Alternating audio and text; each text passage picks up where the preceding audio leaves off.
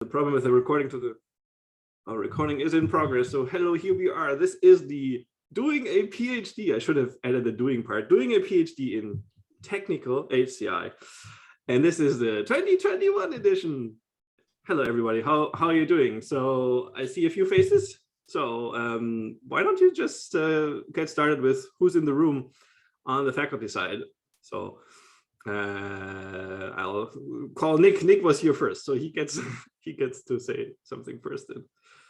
Yeah, hi everyone. Wonderful to meet all of you. I'm Nick Marquardt. I'm at UCL University in London, and I'm faculty now for feels long, 8 years, I think, 7-8 years, and did my PhD in Canada in Calgary. The time flies by, really, and yeah, do all kinds of research in technical HCI. I think that's why it's great to have the session over here.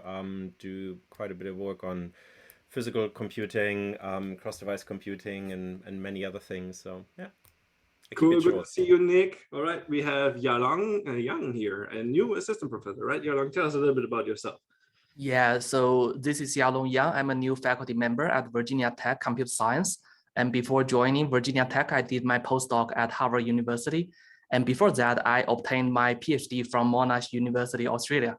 So my research is about basically VR, AR, visualization, HCI.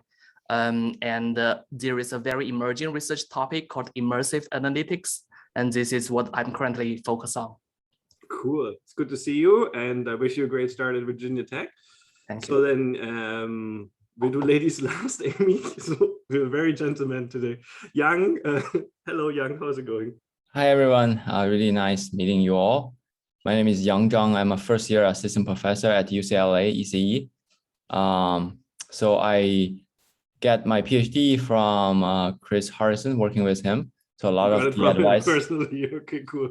A lot of the advice will be based on my observation, working with my advisor, and also my 4 months of limited experience of being an assistant professor. I work on wearable, AR, VR, and Internet of Things. Thank you. Yeah. Okay. So Yang was actually, when I was at CMU for like a postdoc, Yang was, in my opinion, the most promising PhD student I met there. We didn't actually get to work. I didn't tell you, man, but I was very impressed by the time already. And obviously you do great things. So Amy, hello, how's it going, Amy?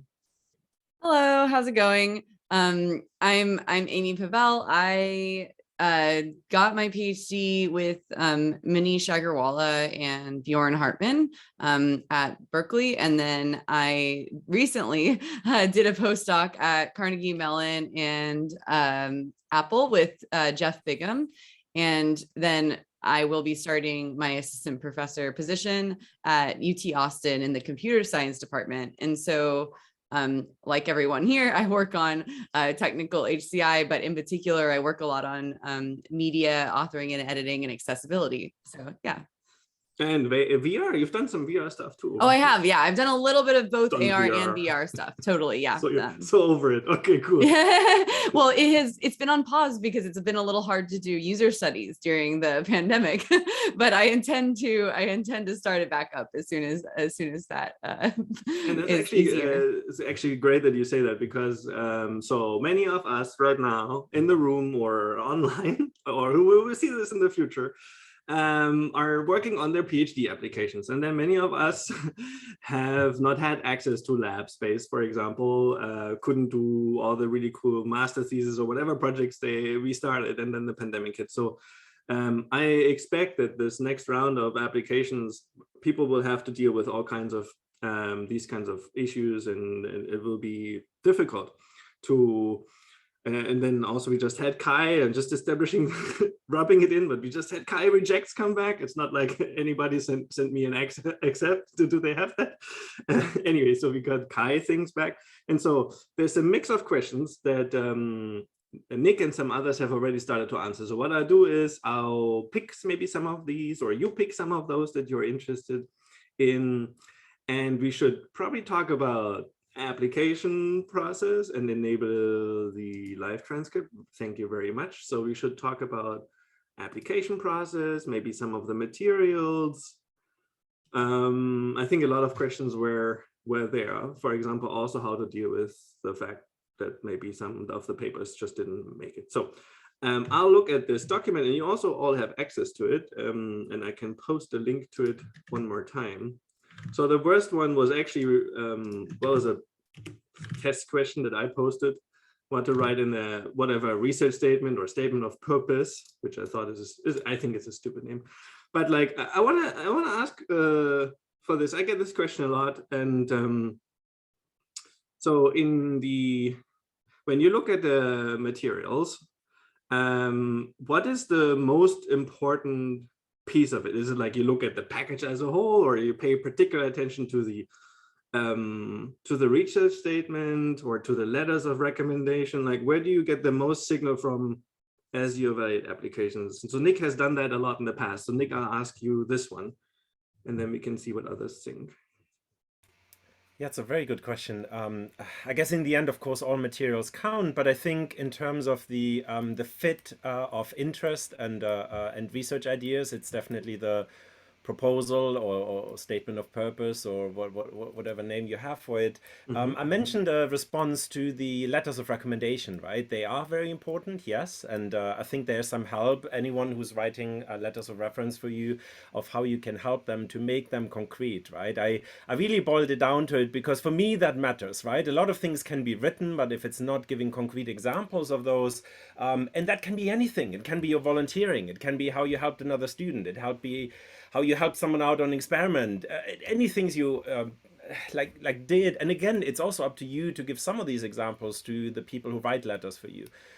Because I've seen, yeah, I guess, I mean, we all as faculty, we will read a lot of these letters, right? And anything that can make it more concrete helps. So that is for the letters of recommendation, that's what it boils down to. I also mentioned that sometimes, I mean, we all have to take them with a grain of salt, because the thing is, and I mentioned that in my response on that document, right? Sometimes the way a letter is written, it tells more about the person writing it than about who's written about. And there are different styles.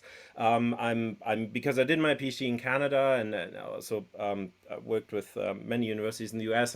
I'm familiar with the system, but it's a bit of a different style of how letters are written there than how they're written in the European system. So I work in the UK here, so it's a bit different. And then again, it's different how other universities and other professors around the world write letters, and what kind of their expectations also are for letters to receive. So that's something to keep in mind. But I guess there are definitely more kind of standards about this for the system if you stay within the kind of US academic system. But be aware that if you ask writers from other countries, sometimes it's also good to give them a bit of advice of what are certain expectations for these letters, because they might or might not be familiar with them. So yeah. Yeah, include at least 3 times the word awesome in your letter when you send it to the US.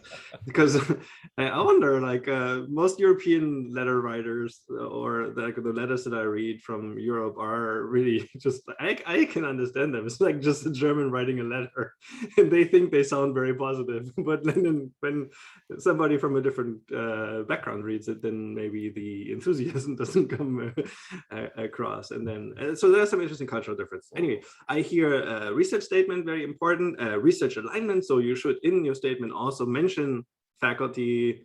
Is it true that we will all be scanning for this a little bit? Are you guys ready to admit it, that we do care about how the students see the fit, and that it is good to be mentioned? Because from an evaluation perspective, again, different institutions have different ways. We have a very decentralized system. If the faculty wants to work with somebody, then that is a fit. If they put in the money, then the student will most likely be admitted. There might be more central evaluations, CMU, for example. So the alignment is very important, right? All right, cool. So that was not a really great question. Well, I let you answer this, because again, this depends on the system, but there was also a question that is related to that. I think someone asked about the way, if you get a supervisor assigned like right away, do you keep them or does it change? I think those things are all dependent on the program. Much better. So so what I would say based on my experience, and I'm not sure, the idea is not that Nick or I take all the questions, but here's what I've seen in the past few years. So when somebody writes a very, very specific research statement with like, I want to do this project, I want to have access to these users. I've seen very negative reactions from colleagues in the past when it really didn't hit it, because they weren't sure like how is the person willing to change the idea? Or is this really the concrete thing? So the tone should be, I want to give you examples of things I'd be interested in, but I also really want to work with Amy, and I really want to work with Yang, and they have, I understand their research interests, and then you don't recite their papers to them, because like, that's not the point. You tell us what you would like to work on that you think Amy or Yang or Yalong would find interesting. So immersive analytics is something that, for example, Yalong would be looking for. But I think when the fit is, so the mentioning a person is very important. But in most systems, you get flagged. There's always some admin part where people associate names with applications. So mentioning, sometimes you can do it in the system and you have a drop-down list of faculty or whatnot. I also think maybe writing a personal email to people is a good thing, just to make sure that there's an application in the system and introduce yourself. So are there some other tips we could just like, what are things you have seen that you have done maybe when you were PhD students, or that you have seen from others? Amy, what would you say? Some tips for our audience? Yeah. So I guess I will indirectly also answer this research statement of purpose question as well. I heard it summarized recently a way I really liked, which is that you're as a professor, one thing I'm looking for is a demonstration of independent work. So that can happen through, the research statement, that can happen through your letters of recommendation, and it often happens through research, but not always. So, so perhaps you've accomplished something independently, you've built up a portfolio of stuff, or even at work, you did something particularly different and independent. So that's the kind of like signal I think I'll be looking for, though I haven't evaluated for, my own students yet. I've kind of served on a couple admissions committees elsewhere. But the other, I think everything Michael said was great. If you want a professor to read your application, and I know it works differently everywhere, mentioning their name in the application is a good idea, as Michael said. And then otherwise, this is kind of my first time evaluating students, so I don't have much more from that. Yeah, I think 95% of the application probably stays the same. Make sure you swap out the right university when you submit it. And yes. And then there's maybe a paragraph about like, these are some of the people I'm really excited about, and this is the part that you should really personalize before you submit it. And the other thing is, on the recommender letter side, I'm not sure how much the recommenders would adjust it to express fit. I sometimes do it when I know the colleagues, and it's like for a few times I would do it, but I think the most important thing is that you do it in your application materials. Yang, Yalong, do you guys have anything to add? Any wishes? If you send your application my way, I would like it this way. What would you say? I think for the research statement for PhD application is very similar to faculty job application. Actually, you kind of need to demonstrate what you did past and what you want to do in the future. So I would say like what you did past actually should take half of the letter or statement actually. And what you want to do in the future, probably as Michael said, should be a little bit more open. And that's well reads better from my perspective, I guess. It's actually really important what you've done in the past, and then maybe a little bit of projecting. I could be interested in this. Yeah. Final thing, maybe also Yang, see whether you agree with it. When you mention, you're supposed to mention multiple faculty, but you shouldn't like pick like all kinds of, like, it could be social computing, or I could do physical computing, or I even like theory, and I also love computer graphics. So I think it should be people that maybe have previously co-advised PhD students could be like really good, or like people that seem to potentially work together and could be a good pair of advisors. Is that a good strategy, Yang? What do you think? I think different universities will have different mechanism to match students with potential advisors. At UCLA, we have a drop-down list that allows students to select, I think, up to 2 potential advisors they will be working with if they are admitted. So this process, I think, is simpler than having names in research statements. It makes it easier for us to locate the student and in the review process, in the application review process. I would just add that I think most institutions have that, but you should still make a personal mention of those people's in your statement, because sometimes it's very hard for me to evaluate why somebody mentioned me. So it would be better if you try to, even if it's a drop down and whatnot, I think personalized as one part in your application.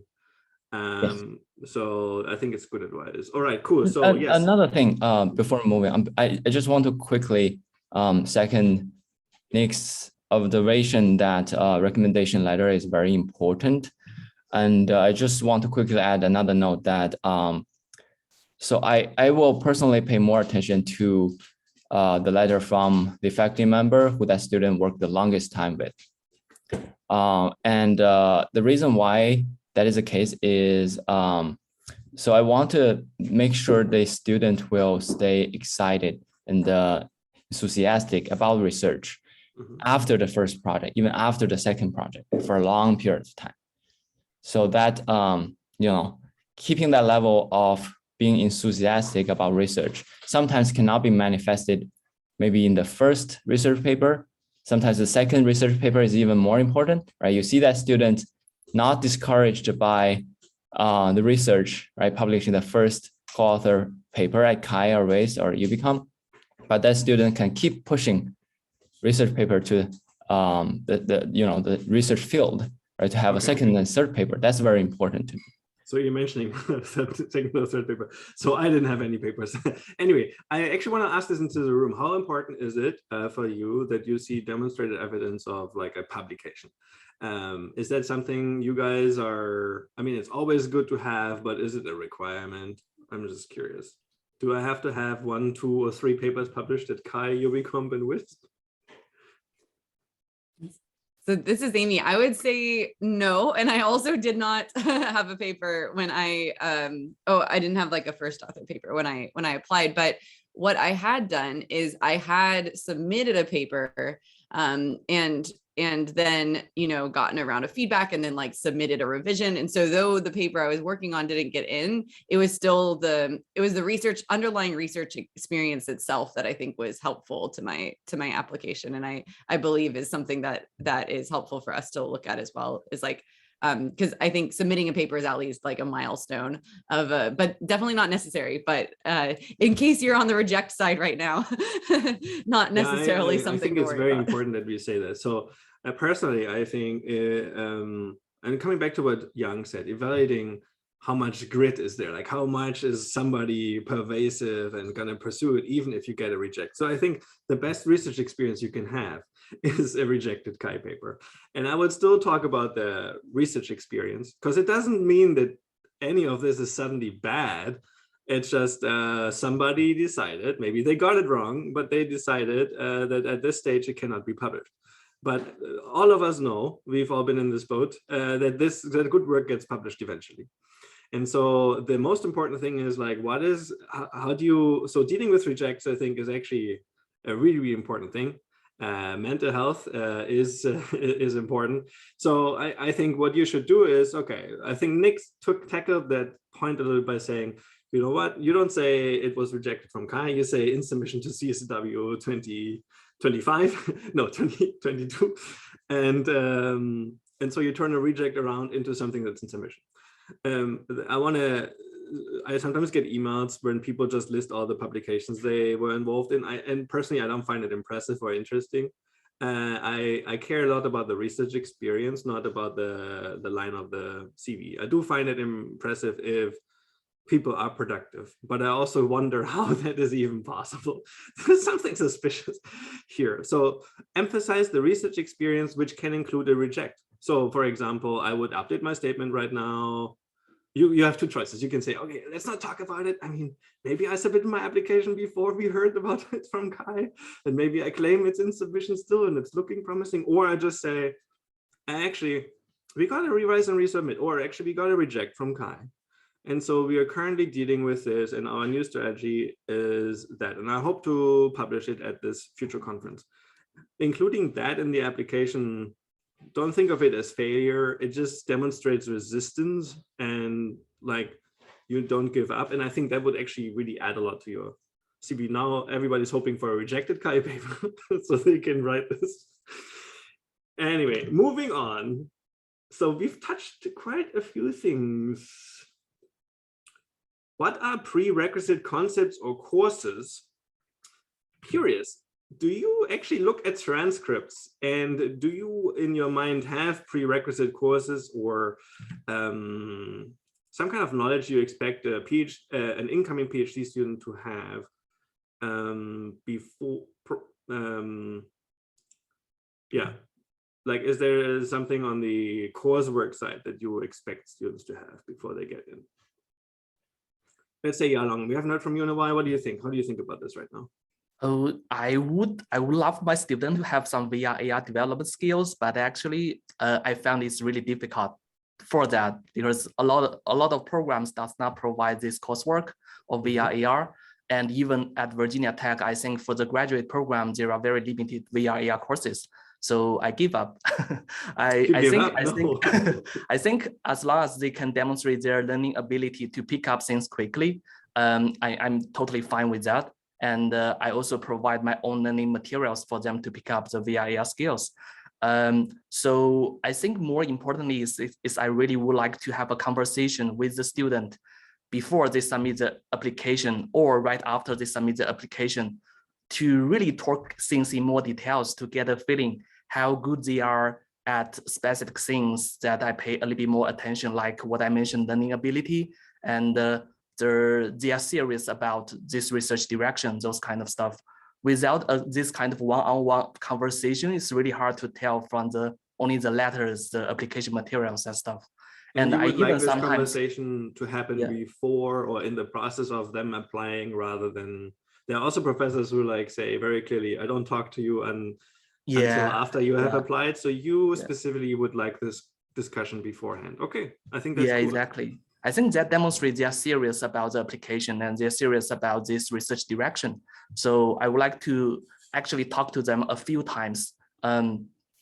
Because after the first meeting, I would like to set up a follow-up one to just after I send them a few papers and asking for their feeling about this research direction, etc. That can give me a better understanding, like how they see this research direction will go and what kind of research they want to do. They do not need to be super prepared for those meetings. I just want to get some kind of talking before we make a kind of commitment. Yeah, okay, that's cool. And I love it that you put in the time, and I did that a lot as well. So for example, one thing I did is like when people wrote to me, I invited them to my lab and they gave a little presentation, and I was very impressed by the kind of research experiences that people have already, even if it's not a line on the CV, which I really don't care so much about because I know it'll be published.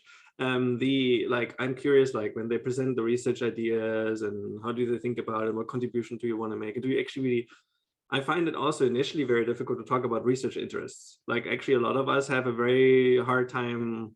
We are now very trained. We've done this for years. I'm interested in X, Y, Z. But the specificity of these research interests, or do I say HCI? Or is it, so yeah, I think so. But I hear, listening to all of you, I hear, make it personal, make it concrete, give examples, that includes names. Amy talked about independent work, which is very difficult to assess. And actually, like we want both. We want you to not ask questions every week and every now and then and get stuck all the time, but we also want you to collaborate with us, right? We do want to work on these projects with you together. A lot of our young assistant professors actually have specific research agendas and they need to implement essentially their thing. And in some sense, within those directions, you need to find a space that you can work in. You're not like, I think it would be wrong to think of a PhD student as the resource that helps the professor implement their thing, but ultimately that's what FIT is about. Like we need to be interested in roughly the same thing. So you need to express that alignment. And one thing, just very quickly, I don't think the restrictions mainly from young faculty. I think from even senior faculty, they have maybe constraints from their funding, right? Correct. Because the funding they get, they can only work in specific domains. Actually, quite on the other side, basically on the young faculty side, a student probably know there's something called startup fund. Basically, it's a bunch of money we get from the department or school with no string attached as long as we do research, good research. So in some sense, this funding has less strings attached, which means if you pitch a good research idea, and if young faculty think it's interesting, maybe we'll let you do it. So in that sense, maybe we have less constraints than senior faculty. Right. Okay. Cool. So let us, Nick, you've also answered some of the questions. Do you want to suggest another topic area that we should talk about? We've just curious what you think we should touch on next. We talked a lot about application, but that's not everything. Maybe one last thing. Actually, Yang, it says you're not looking for PhD students. Michael and Yang are not currently looking for PhD students. I'd like to work with them. Does it mean I shouldn't even apply? How do you think about that, Yang?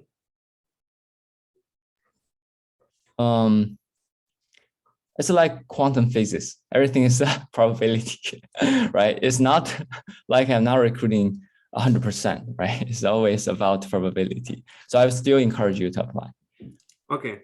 And in my case, I would say don't mention me first, because who is mentioned first also sometimes has a psychological impact on who attaches most of the energy to your application. And so if I tell you I'm not currently looking, doesn't mean I'm going to reject everybody. It just means I'm not really actively looking right now. I'm happy and maybe thinking I have other plans for my funding at the moment.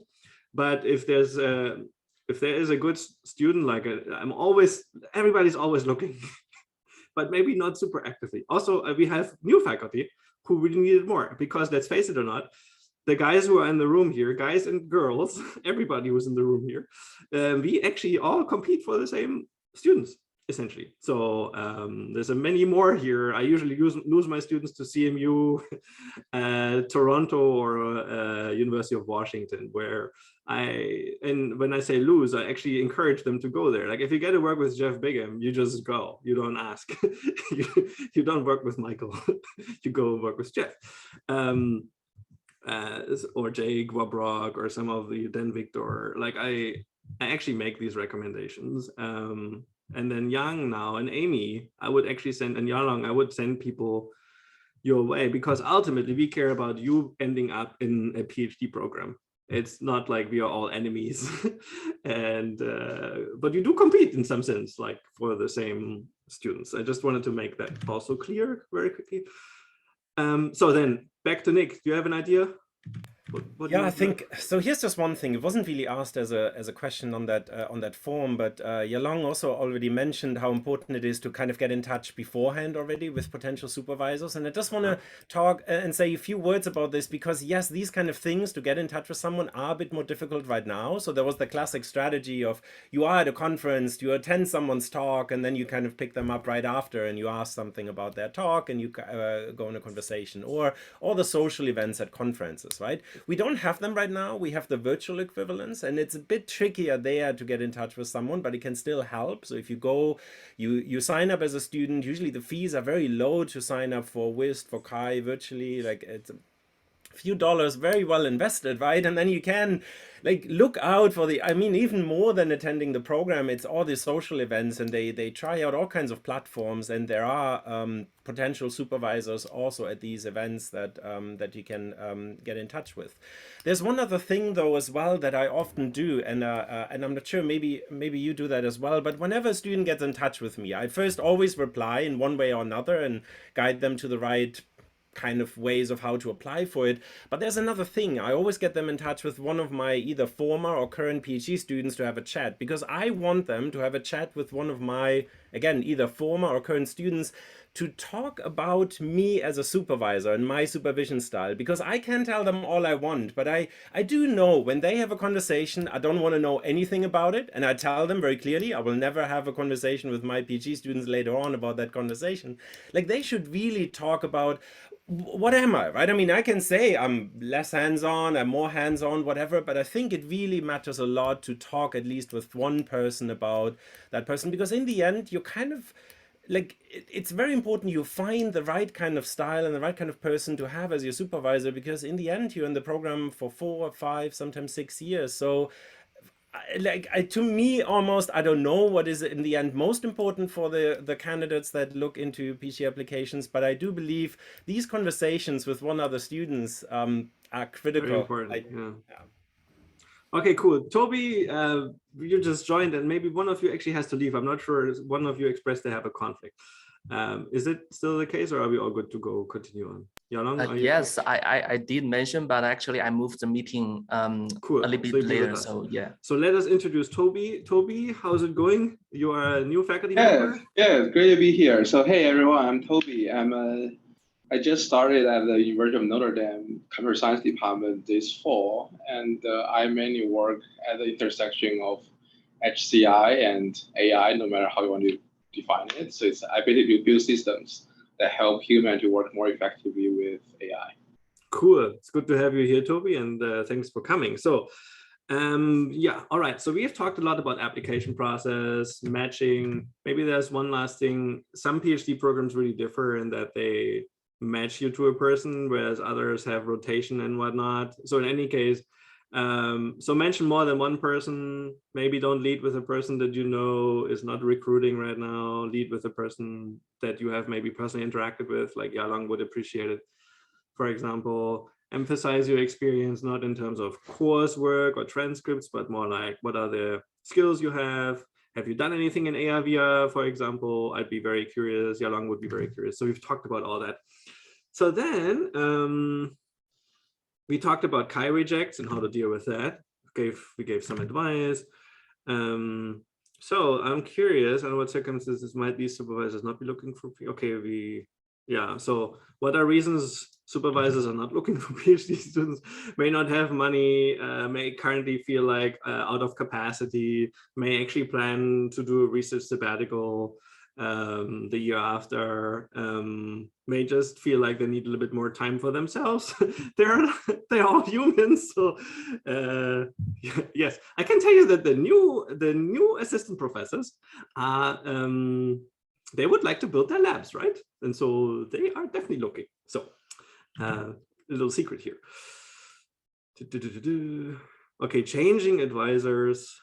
I'm not sure how much experience we have about changing advisors. Does anybody have experience? I have had that a little bit in the past, so I'm curious how your programs deal with PhD students, and can these relationships change over time?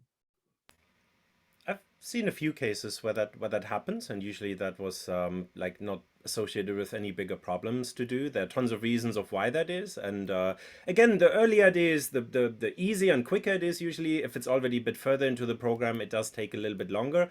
But I've never seen cases where it kind of escalated to any bigger problem. So I think that might depend and differ between universities, but I do think in most cases of what I heard, it's first possible, and yeah. I'm going to take that one about the behavior shift when we get tenure. I'm going to ask, first of all, I'm going to tell you what I am going to do. And then I'll ask Nick, who has actually done it. Anyway, and then I'll ask Amy and Zhang and Yalong and Toby what they're dreaming of doing when they get tenure. So we'll do that one last, okay? We have to earn that one first, but I like the question, Andy. Thanks for asking. So I wonder, so I'm still reading through some of a lot of it was recommendations, so statement of purpose. So there are some questions on the chat here. If we, I think there's an interesting one. I mean, it's maybe departing a bit from the PhD for a moment, but the question here: what's the typical behavior shift when a professor? Yeah, that's the one I wanted to ask later. Well, but sorry, I missed that earlier when you mentioned that. Okay, but I mean, the interesting thing is, of course, it depends a lot on the individual, but there are potentially some shifts, right? One is probably about the growth of a lab. So usually the growth maybe happens more in the very early stages, but then also often when people get tenure, they might have different plans of how they now like depart into a new research area that just for the scope of like getting through tenure, they didn't do at that point, right? So it's a very valid question. Yeah, so, sorry, I missed that you asked about that earlier. I wanted to treat it more like a fun thing, but I think you took it the right way. Okay. Well, I think also this is you a can very just good ask the question when a student gets a chance to chat, like maybe a video chat with a potential advisor, maybe ask about like how they perceive this tenure process and how important this tenure process is to them, right? This is a good conversation pieces. And I will add more comment on that once we get to discussion phase about tenure, like whether that should be the end goal and whether students should choose advisor that is emphasize too much on the tenure process. But I will come back to it later. Thanks. Okay, so let's deal with it very quickly. I think it's important. So is the more established, more senior professor always the better choice in the application process? How is it with somebody who's currently transitioning, and how is it with the early stages on the tenure track? So with the early stages on the tenure track, you cannot be wrong. These are people who really understand research. They're totally into it. They have a lot of energy. They started this job because they want to build up a lab. They want to create new knowledge, and they want to work with lots of new students. And everybody will go through a series of experiences on the PhD student side and on the professor side. So I feel like I've changed my advising style. I feel like I've become more open. I still am stubborn in many areas, but I'm probably more on the hands-on side, even though I'm relatively senior. I should probably be writing more grant applications, but I still like building systems myself. Many here in the room, I would imagine, like I know Nick still hacks, and he is go close to full professor. So so it's actually very different.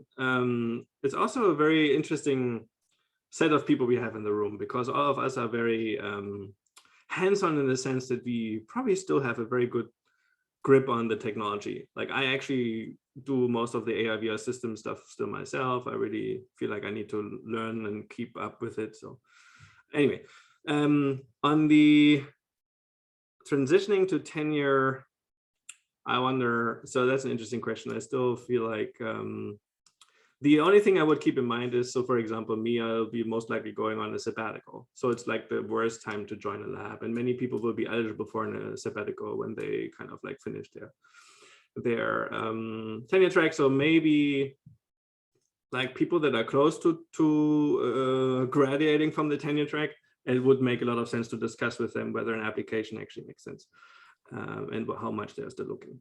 All right, so not sure whether anybody wants to add anything to that one before we move on. Quick comment. I remember I was making this decision whether to like work with a pre or post tenure professor. And what I did notice is that a lot of people's like first or second students are often very productive. So you can kind of take that either way. Like it can be great depending on what your career goals are. But if you're not the type of person who wants, so as someone who really benefited from like kind of hands-on advising, I think this would be great for me personally. But I think that like that can also be a negative. So it's just something to think about. Yeah, right. And I think the term independence and independent work actually means different things over time. Like the people who come in and think they can just work on their thing and maybe get a little bit of advice here and there, I think it's often the wrong attitude. I mean, I think many of us enjoy to collaborate. We want to work closely with people. Hands-on may mean that I actually write code with you. Hands-on may mean that I meet with you on a weekly basis and talk with you about your ideas, but you have to have ideas. And so so I wanted to just add that. I'm also losing track a little bit. Yang, did you want to add something? I feel like you wanted to say something. Oh, I just want to come to Amy's point. I think I want to explain a bit why the first or two students of young faculty can be very prolific and productive. I think sometimes it's not because young faculty push harder. It's also because some of the ideas, right, good research ideas are formed up during the finishing process of young faculty's PhD study. While, she or he accumulated this idea, right, keep track of everything, these ideas can be passed to the students, right? These ideas have been, iterated multiple times in young faculty's minds during the finish line process. So when the idea is passed to the PhD students, chance is good that, if the student finished the idea, achieved it, it will be a good paper out of it, right? So I think these help with the publication record of the first few PhD students working with young faculty. That's a great point. And I would add that the faculty member might have had to pitch those ideas that they would work on as well as part of their faculty application process. So it's kind of, yeah, that's one benefit as well. Yes, I actually told that to one of the applicants. I told them basically for any like new tenure track faculty members to be hired, they probably had a pretty good idea on what they want to work on in the next few years. And that idea has already been evaluated by a whole hiring committee. And the whole hiring committee agreed that it's a good idea before the faculty member gets hired. So if you join the lab as like the first batch of students, you pretty much get to work on ideas that have a pretty good likelihood of succeed. Yeah. And I think actually having a good idea is one of the most challenging things, and you shouldn't like put that in as the first obstacle in your PhD.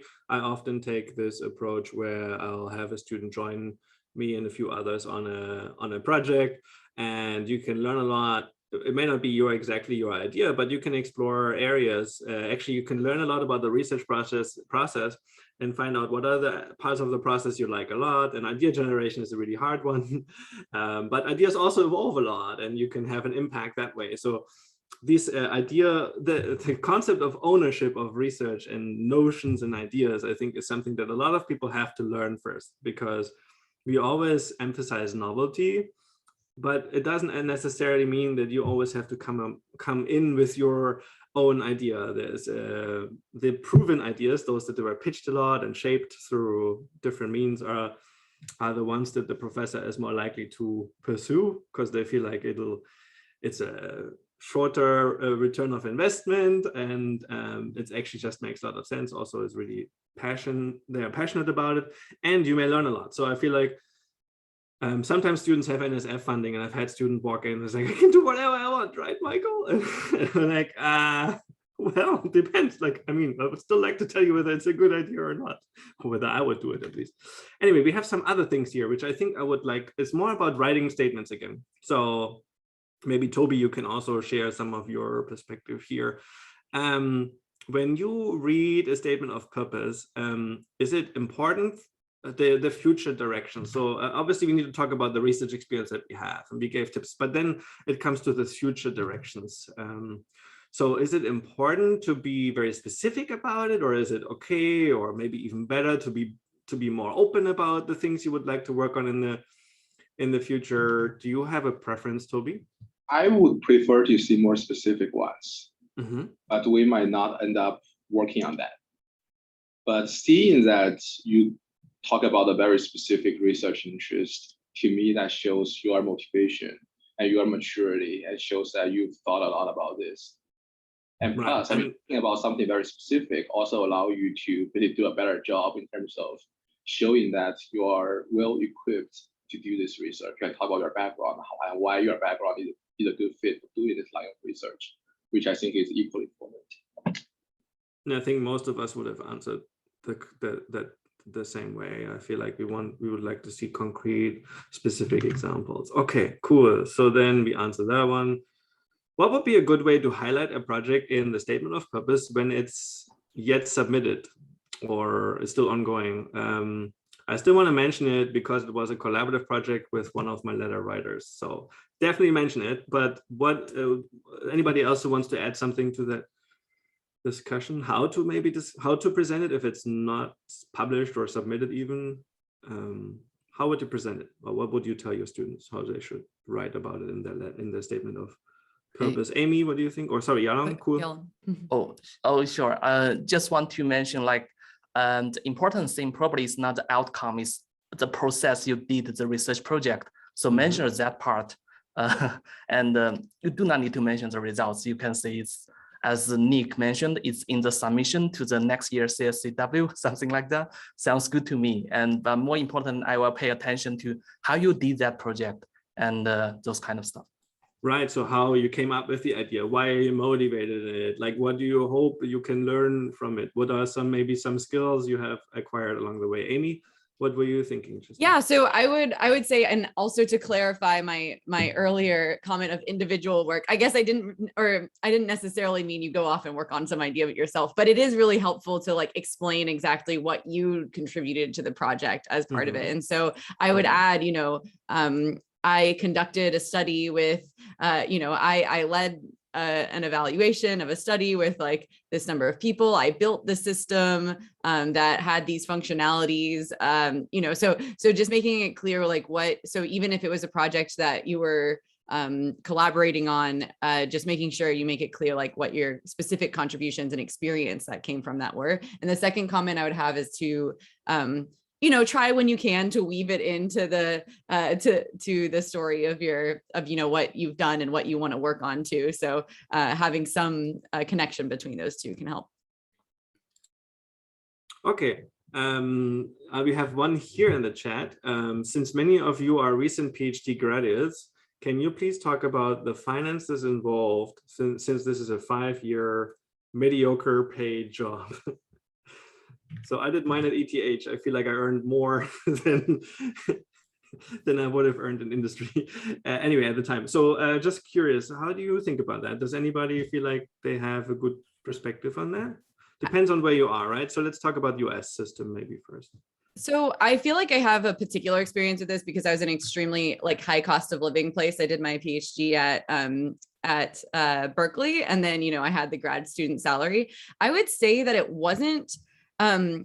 It worked out well, mostly because the rest of my social circle also was at a similar stage of life. When I started to notice that I wasn't making as much, it was actually when I started making friends outside of graduate school. So just given that people have similar expectations about going out to eat or like going on trips and it being less expensive, I actually found it didn't really impact my life that much. But I would say I don't have other commitments like I don't have other people I'm supporting with my salary. And so if that's the case, some universities provide things like family housing and other options. But the last thing I'll mention is that like I did not save that much money during it, but internships are key. So if you're doing something in the US, internships for PhD students often pay quite well. And so any of the savings and extra spending money I had mostly came from doing those internships. And that makes it a lot easier to get through those times. Thanks for your perspective. Amy, there's a lot of ground covered. Zhang, Toby, Yalong on the US side, anything to add? One quick thing. So I also got some pocket money from patent. So a paper we published and the company is interested. So they did a evaluation license, give me like a couple of $1,000. That's small pocket money. There's another way. Sure. I'm still dreaming of that pocket money coming. But yeah, so that's Yang. He's very modest. Anyway, cool. So another thing I will add is, I mean, if finance is a concern of yours, I think when you choose a PhD program, consider the living cost of the location. Because I mean, I did my PhD at Carnegie Mellon, which is in Pittsburgh, and I'll consider that like a medium cost of living place. And then Carnegie Mellon pays around $36,000 a year, which I think is more than enough for one person to live very comfortably in Pittsburgh. So like basically you can have like your own 1-bedroom apartment without sharing with anyone. You can have a car, you can eat out pretty frequently, and you can still like, basically, so like at Carnegie Mellon, I don't feel like I worry about money too much.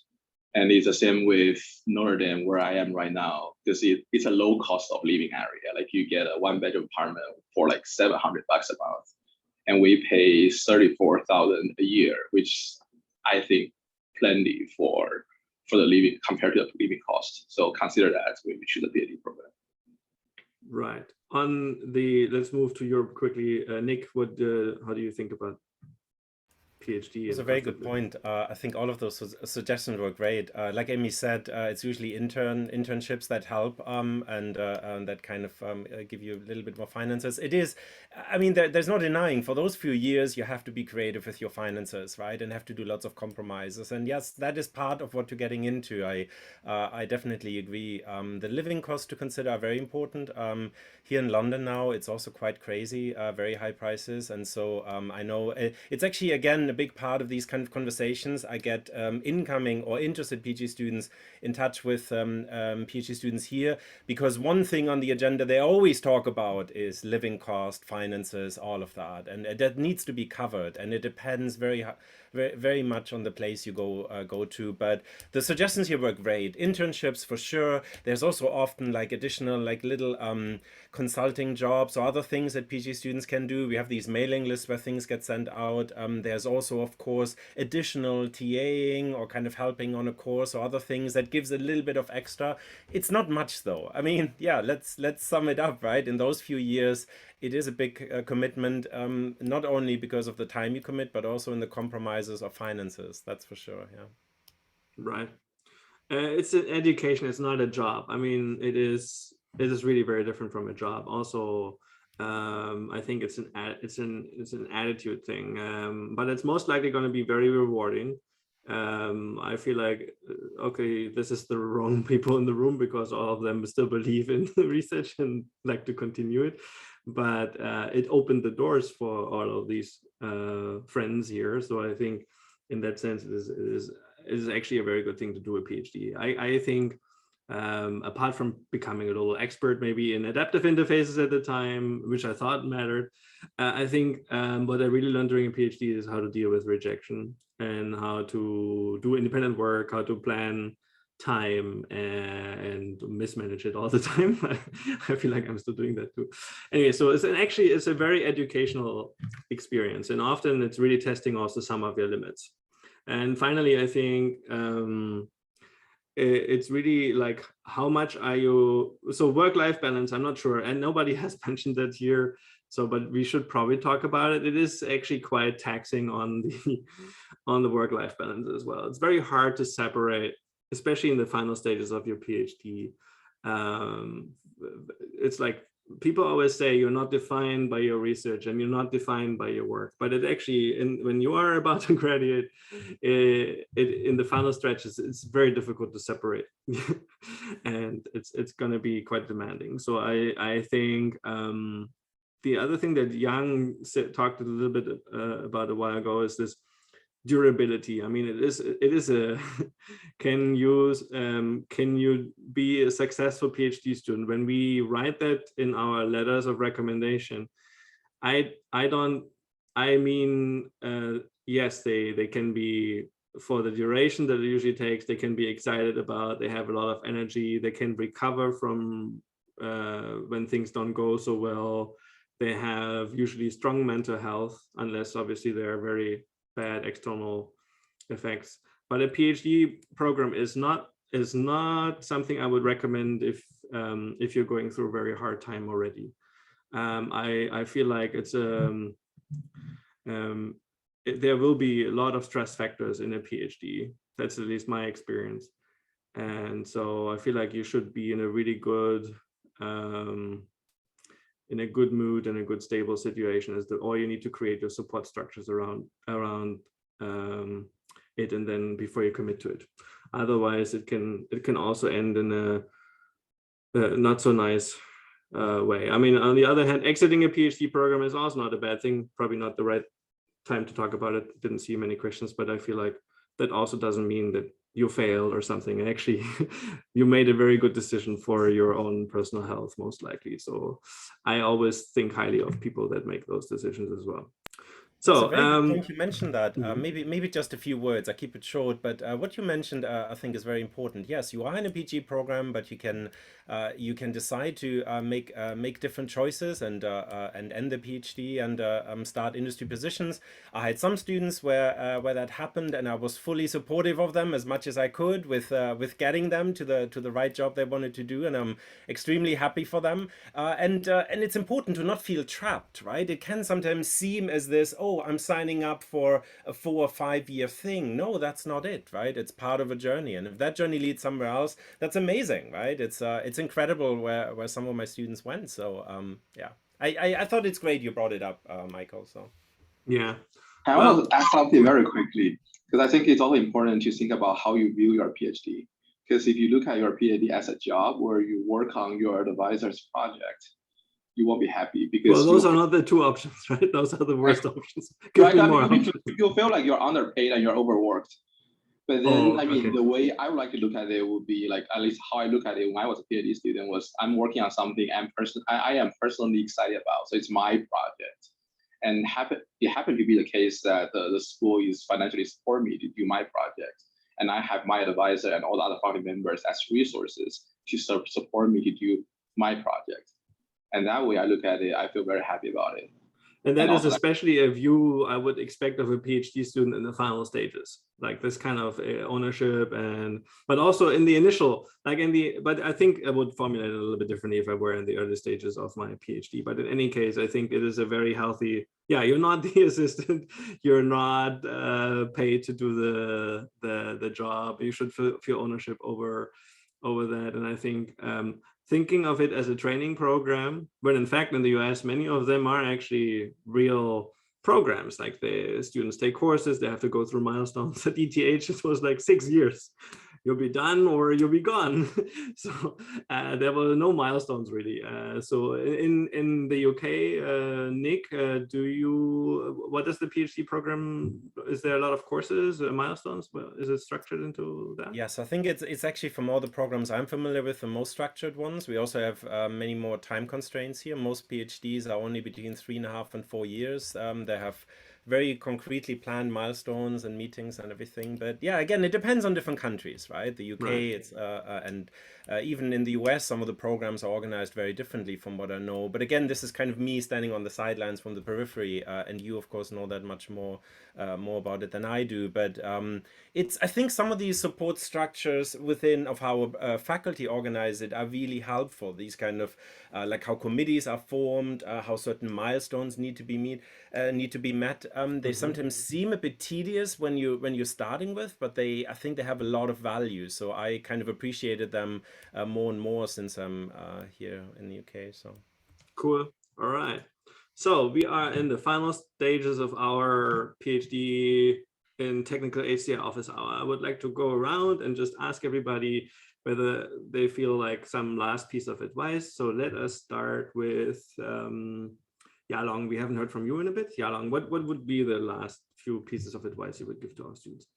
I think one thing you mentioned is really great. Do not feel trapped. And you can see actually there are many even professors come back to industry. So you can always make your decision at any time. It's your life, it's your decision. So just stick to the thing you want to do, I guess. Right. Okay, cool. So then Amy, what would you emphasize? I think I got through other stuff earlier, so I will just reflect on the same point that like I actually had a number of lab mates quit to go to industry, and it was oftentimes due to the skills they had built up during their PhD already, such that they got these really amazing jobs just in industry. And so I think that that like every year of the PhD is like a time to like learn new things. You can get out with at a lot of programs, you can get out with a master's too. So it's like you get that educational certificate along with like a great job. But yeah, obviously I loved research and finished it up, but that's not for everyone. And it's oftentimes when people go elsewhere, it's for good, exciting reasons too. All right, cool. Yang, what would be your final points you would like to give us? I see. I did see one question we missed. It seems the question is about what's the difference between HCI under CS and information school and EE.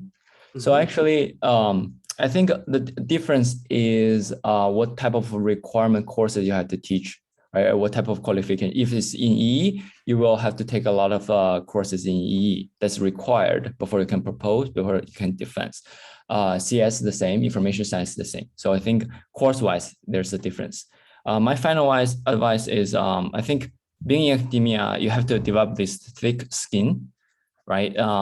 Because academia is such a liberal and vocal place. Everyone try to insert their 2 cents, right? Sometimes it can be negative, and you have to deal with it, learn to deal with it, right? I see oftentimes when students, they publish their first 2 papers, their confidence, right, grows together with their publication record.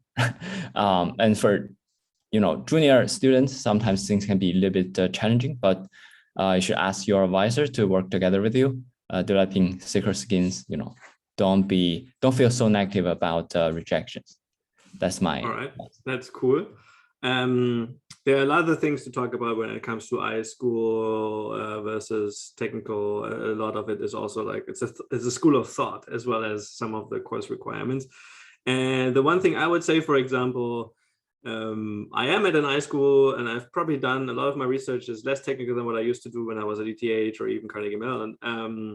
But it's like the environment that you work in shapes some of the research that you are passionate about, that your colleagues would feel like they're proud of working with Michael. Like I did an interactive inclusive gym project using the amount of AR we used on this project is minimal from an AR perspective. It's actually quite disappointing, but it is an accessibility project, and it's probably the one that my colleagues remember the most of. But it's actually one where I was just collaborating. It's not even my project. But and the other things I do are maybe not as valued by my colleagues, although I've worked on enabling and empowering people to do AR/VR interfaces, and that was primarily grown out of a need because a lot of the students I want to work with, for example, don't yet have the skills. So how do I enable them? And it became a whole research agenda, and I'm still very passionate about it. So I would say apply broadly, including iSchool, including CSE, obviously, or CS programs, and maybe even Yang. Are you in EE or mechanical engineering? EE, right? EE. Okay, cool. Then Toby, what are your final words? I will say treasure the friend you make along the way, because I mean, for all of you in this room, likely you are going to apply for a graduate program perhaps this year. So you're a cohort. Like, no matter where you ended up with, like likely you will see each other again and again, at least for the next few years, perhaps for the next 20 or 30 years. Like I expect to see many of you guys like in the next 20 or 30 years, perhaps every year. So treasure all the relationships you built. Right. And so one thing I'll do is, I think I have a little bit more time after this. I will stop the recording and I'll just stay a little bit around in case people want to chat a little bit more casually, and maybe you could reveal yourselves and also get to know somebody else who may be sitting with you in the same boat, and you could just quickly connect with them and have a follow-up after that. So we'll do that after the recording ends. So my final question to you, Nick, what are your last 2 cents? No, this was great. Thanks everyone for attending here. This was a lovely session, and thanks to Michael for organizing it. All the advice that was already said was brilliant. It really much echoes probably what I would have said. I think really reach out to people, reach out to faculty, reach out to PhD students with questions. You would be surprised how many really are very, very happy to chat with you about it. And so yeah, all the best for your careers and your programs and everything. So yeah. All right, cool. Thanks, Nick. So we'll wrap it up here. I feel like we've heard from everybody. So lots of people are excited about research, lots of questions about how to write these statements of interest. Have a mentor. Many of you will have done some research experience with a faculty member, for example. So get them involved in your materials or their students, get some feedback on them. I think very important. That can shape them nicely. Don't craft them too much. Make them personal, make them concrete, make them relatable. Talk about good experiences as well as bad experiences and what you can learn from them, including Chi rejects, for example. Make it a topic. Make it a strength. And if you have questions about how to do or present some of it, I'm sure many of us would be happy to chat with you. So what I'll do is I'll end the recording here. Thanks everybody for joining, and many of you will have to go, but if you want to stick around a little bit more, that's also very much appreciated. So I will stop the recording and see what else is happening. All right.